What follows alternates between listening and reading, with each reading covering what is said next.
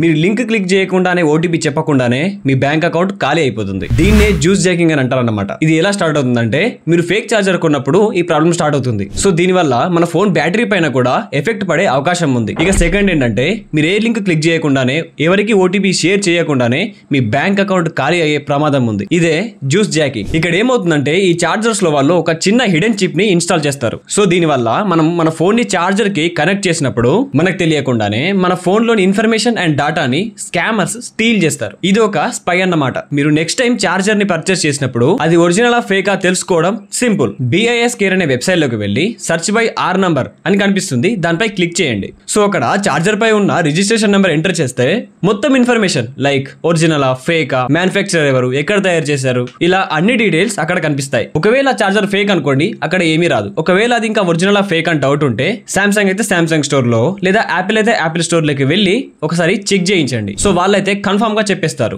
ఈ వీడియోని పక్కా మీ ఫ్రెండ్స్ తో షేర్ చేసుకోండి. Thanks for watching.